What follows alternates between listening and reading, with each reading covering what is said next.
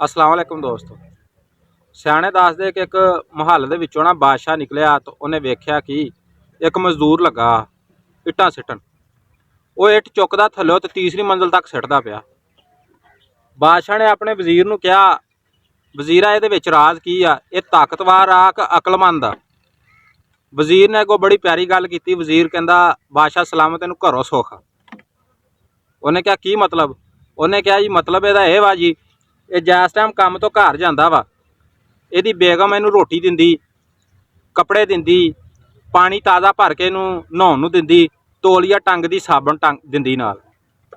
ਇਹ ਜਦੋਂ ਨਹਾ ਕੇ ਨਿਕਲਦਾ ਤੇ ਇਹਨੂੰ ਰੋਟੀ ਖਾਣ ਨੂੰ ਦਿੰਦੀ ਆ।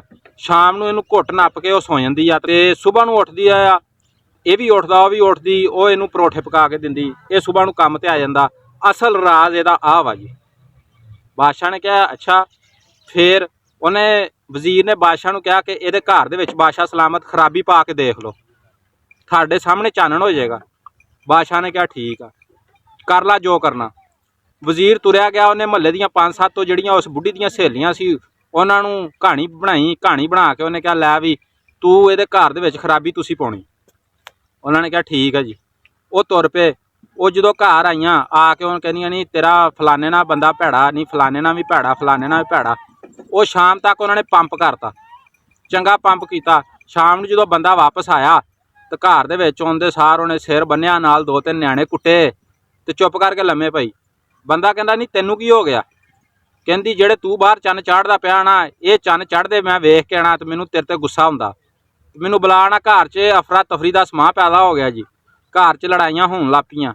ਗੱਲ ਮੁਖਤਸਰ ਕੇ ਜ਼ਿਹਨੀ ਡਿਪਰੈਸ਼ਨ ਦਾ ਸ਼ਿਕਾਰ ਹੋ ਗਿਆ ਬੰਦਾ।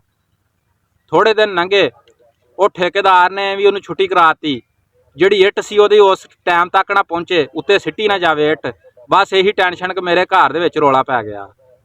ਉਹ ਕੋਈ 8-10 ਦਿਨਾਂ ਬਾਅਦ ਬਾਦਸ਼ਾਹ ਜਿਸ ਟਾਈਮ ਚੱਲਾ ਉਹਨੇ ਵੇਖਿਆ ਉਹੀ ਬੰਦਾ ਜਿਹੜਾ ਇੱਟਾਂ ਤੀਸਰੀ ਮੰਜ਼ਿਲ ਤੇ ਸਿੱਟਦਾ ਪਿਆ ਸੀ। ਉਹਨੇ ਸਿਗਲ ਲਾਈ ਤੇ ਗਲੀ ਦੇ ਨੁੱਕਰ 'ਚ ਬੈਠਾ ਤੇ ਇਸੇ ਟੈਨਸ਼ਨ ਦੇ ਵਿੱਚ ਵੀ ਬਣੂਗਾ ਕੀ ਮੇਰਾ। ਤੇ ਦੋਸਤੋ ਗੱਲ ਸੁਣਾਉਣ ਦਾ ਮਤਲਬ ਇਹੀ ਆ, ਜਿਹਨੂੰ ਘਰਾਂ 'ਚੋਂ ਸੁੱਖ ਲੱਭੇ ਨਾ ਜੈਸ ਬੰਦਿਆਂ ਨੂੰ, ਉਹ ਬੰਦੇ ਬਾਹਰ ਬੜੇ ਕਾਮਯਾਬ ਨਜ਼ਰ ਆਉਂਦੇ ਆ। ਤੇ ਜਦੋਂ ਘਰੋਂ ਦੁੱਖ ਲੱਭੇ ਤੇ ਬੰਦੇ ਬਾਹਰ ਕੰਮ ਕਰਦੇ ਵੀ ਨਹੀਂ ਰਹਿ ਜਾਂਦੇ। ਤੇ ਸਾਰੀਆਂ ਬੀਬੀਆਂ ਭੈਣਾਂ ਜਿਹੜੀਆਂ ਵਹੀਆਂ ਉਹਨਾਂ ਨੂੰ ਮੇਰੀ ਦਰਖਾਸਤ ਆ ਕਿ ਆਪਣੇ ਬੰਦਿਆਂ ਦੀ ਕਦਰ ਕਰਿਆ ਕਰੋ। ਕਿਸੇ ਦੇ ਮਗਰ ਲਾ ਕੇ ਘਰ ਦੇ ਵਿੱਚ ਅਫਰਾ ਤਫਰੀ ਨਾ ਪਾਇਆ ਕਰੋ। ਤੇ ਜੇ ਗੱਲ ਚੰਗੀ ਲੱਗੀ ਹੋਵੇ ਵੀਡੀਓ ਨੂੰ ਲਾਈਕ ਕਰੋ, ਚੈਨਲ ਨੂੰ ਸਬਸਕ੍ਰਾਈਬ ਕਰੋ ਤੇ ਵੀਡੀਓ ਨੂੰ ਸ਼ੇਅਰ ਕਰੋ ਜੀ। ਮੈਂ ਤੁਹਾਡਾ ਆਪਣਾ ਮਿੱਠੂ ਖਾਨ।